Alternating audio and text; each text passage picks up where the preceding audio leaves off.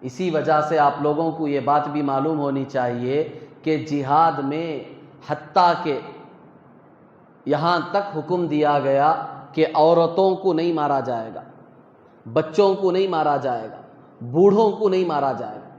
آپ ذرا اندازہ لگائیں کیا اصول ہیں اسلام کے۔ اسلام نے جہاد کا حکم بھی دیا ہے، ساتھ میں اصول بھی بتایا ہے کہ عورتوں پر حملہ نہیں کریں گے۔ کیوں؟ اس لیے کہ وہ کمزور ہے، اس کی طرف سے دوسروں کو نقصان نہیں پہنچے گا۔ بچوں پر حملہ نہیں کیا جائے گا، ان کو نہیں مارا جائے گا۔ کیوں؟ اس لیے کہ بچے بھی کمزور ہیں، وہ دوسروں کو نقصان نہیں پہنچائے گا۔ اسی طرح تیسرے نمبر پر بوڑھوں پر بھی حملہ نہیں کیا جائے گا، ان کو قتل نہیں کیا جائے گا، کیونکہ وہ خود کمزور ہیں، وہ دوسروں کو کیا نقصان پہنچائے گا۔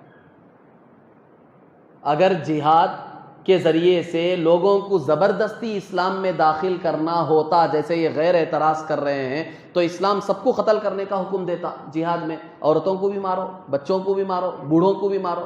لیکن اسلام روک رہا ہے کہ عورتوں کو نہیں مارنا ہے، بچوں کو نہیں مارنا ہے، بوڑھوں کو نہیں مارنا ہے۔ کیا مطلب ہے؟ ان کے ذریعے سے معاشرے میں نقصان نہیں ہوگا، یہ کسی کو نقصان نہیں پہنچائیں گے، ان کا زہر معاشرے میں نہیں پھیلے گا۔ خاص کر یہ جو جوان ہیں، ان کے ذریعے سے معاشرے میں ظلم و بربریت کا ننگا ناچ ہوگا، یہ معاشرے کو نقصان پہنچائیں گے۔ لہٰذا ان کے نقصان سے معاشرے کو بچانے کے لیے ان کو روکو اور ان کو ٹھکانے لگاؤ، ان کو ختم کرو، پورا معاشرہ امن و سکون کی زندگی گزارے۔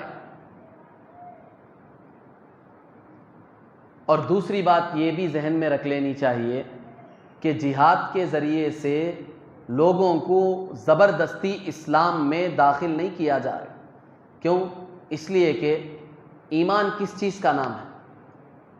ایمان تو دل سے یقین کرنے کا نام ہے، کہ وہ دل سے مانے کہ اللہ ایک ہے، محمد صلی اللہ علیہ وسلم اللہ کے رسول ہیں، اور آخرت میں مجھے دوبارہ زندہ کر کے پوری زندگی کا حساب لیا جائے۔ یہ دل سے ماننے کا نام ایمان ہے۔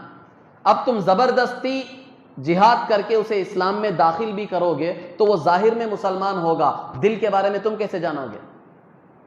دل کے بارے میں تمہیں پتا چلے گا کہ اس نے دل سے بھی اقرار کیا ہے، یقین کیا ہے، اللہ کو مان لیا، رسول اللہ کو مان لیا، قیامت اور آخرت کو اس نے مان لیا، اس پر یقین کر لیا۔ یہ تم بتا سکتے ہو؟ نہیں بتا سکتے۔ تو جہاد کا پھر فائدہ کہاں سے ہوگا؟ جو غیر اعتراض کر رہے ہیں اس کا مطلب بتا رہا ہوں میں۔ غیر کیا کہتے ہیں کہ جہاد کے ذریعے سے زبردستی ہم اسلام میں داخل کر رہے ہیں۔ یہ نہیں ہو سکتا۔ جہاد کے ذریعے سے لوگوں کو زبردستی اسلام میں کیسے داخل کرو گے؟ کیونکہ وہ ظاہر میں تو داخل ہو جائیں گے لیکن دل سے نہیں مانیں گے، تو پھر ان کا اسلام کہاں کا معتبر ہوگا؟ اصل تو دل کا یقین کرنا یہ مطلوب ہے۔ اسی وجہ سے حضور صلی اللہ علیہ وسلم کے زمانے میں ایک جماعت آئی، گاؤں سے، دیہات سے آئی ایک جماعت، آ کر انہوں نے حضور صلی اللہ علیہ وسلم کے سامنے کہا قالت الاعراب آمنا۔ اللہ نے اس چیز کو قرآن پاک کے 26ویں پارے میں واضح الفاظ میں بیان کیا۔ آ کر لوگوں نے کہا آمنا، حضور صلی اللہ علیہ وسلم سے کہا کہ ہم ایمان لے آئے، سامنے کہا تو اللہ تعالیٰ نے فوراً آیت نازل فرمائی اور کہا قل، اے نبی جی آپ ان سے کہہ دیجئے، جو جماعت آ کر کہہ رہی کہ ہم مومن ہو گئے، ایمان لے آئے، ان سے کہہ دیجئے لم تؤمنوا، تم ابھی ایمان نہیں لائے، تم جو زبان سے کہہ رہے ہو یہ ایمان نہیں ہے، ولیکن قولوا اسلمنا، بلکہ تم کہو کہ ہم اسلام لائے ہیں، یہ صرف اسلام میں داخل ہوئے، ابھی ایمان ان کے دلوں میں داخل بھی نہیں ہوا ہے۔ ولیکن قولوا اسلمنا ولما يدخل الايمان في قلوبكم، ابھی ایمان ان کے دلوں میں داخل بھی نہیں ہوا ہے۔